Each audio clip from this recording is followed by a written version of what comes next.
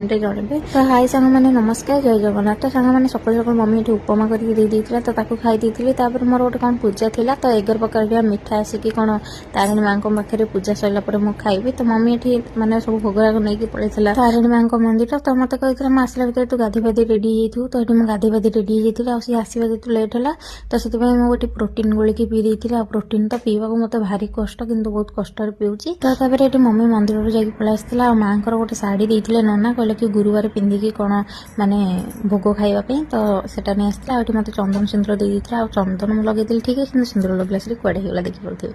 ତାପରେ ଏଠି ଭୋଗ ମୋର ଯାହା ବି ପୂଜା ହେଇଥିଲା, ତ ମୋତେ ମମ୍ମୀ ଏଠି ଦେଇ ଦେଇଥିଲା ଖାଇବା ପାଇଁ। ତ ମୁଁ ତ ଏତେ ସାରା ଖାଇପାରିବିନି, ତ ମୁଁ ଯାହା ଟିକେ ଟିକେ ଖାଇବି।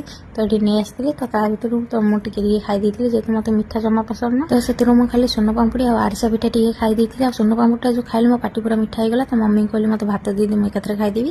ତ ଏଠି ସାଇ ପଖାଳ ଭାତ ଆଉ ସୋୟାବିନ୍ କଷା ଆଉ ଯେଉଁ କଲରା ଆଳୁ ଭଜା ହେଇଥିଲା, ତା ସାଙ୍ଗରେ ମମ୍ମୀ ଏଠି ଦେଇ ଦେଇଥିଲା ବଡ଼ିଚୁରା। ତ ତାକୁ ମୁଁ ସବୁ ଖାଇ ଦେଇଥିଲି। ଆଉ ହଁ ସାଙ୍ଗମାନେ 8 ମନ୍ଥ ପ୍ରେଗନେନ୍ସିରେ କାହାର କ'ଣ ହୁଏ ମୋତେ ପ୍ଲିଜ୍ କମେଣ୍ଟରେ ଜଣାଇବେ। ତ ମୋର ପୁରା ଗୋଟେ ଡାହାଣ ହାତ ପୁରା ଗୁଳା ଗୁଳା ହେଇଯାଇଥିଲା ଚାରିଆଡ଼େ। ତ କେଉଁଟା କିଛି ବି ହେଲାନି, ଯେଉଁ କାଖ ପାଖରେ ଯେଉଁଟା ହେଇଥିଲା ସେଇଟା ପୁରା ବଥ ଟାଇପ୍ର ଫୁଲିକି ପୁରା ରେଡ୍ ପଡ଼ିକି ମାନେ 4-5 ଦିନ ହେଲା ମୁଁ ଯେଉଁ କଷ୍ଟ ପାଇଲିଣି ସେଇଟା ଭଗବାନ ଜାଣନ୍ତି। ତ ସମସ୍ତେ କହିଲେ ହଳଦୀ ଲଗା, ଅଟା ଲଗା, ଚୂନ ଲଗା। ତ ତାକୁ 4-5 ଦିନ ହେଲା ଲଗାଉଛି, ସେ ଜମା କମୁନି। ଆପଣମାନେ ମୋତେ ପ୍ଲିଜ୍ କମେଣ୍ଟରେ ଜଣାଇବେ ତାକୁ କ'ଣ କଲେ ସେ ଠିକ୍ ହେବ। ତାପରେ ମମ୍ମୀ ଏଠି ପଚାରିଲା କି ଦହିରେ ଲଙ୍କାଗୁଣ୍ଡ ଲୁଣ ପକେଇ ଦେଲେ ଖାଇବୁ କି? ମୁଁ କହିଲି ହଁ ଦେ। ତ ସିଏ ଏକାଥରେ ଗୋଟେ ଗିନାଟେ ଫୁଲ୍ କରିକି ଦେଇଦେଲା। ତ ମୁଁ ଯାହା ଖାଇବା କଥା ଖାଇଲି, ତାପରେ ପୁଅକୁ ଦେଇ ଦେଇଥିଲି, ତ ସିଏ ଖାଇ ଦେଇଥିଲା।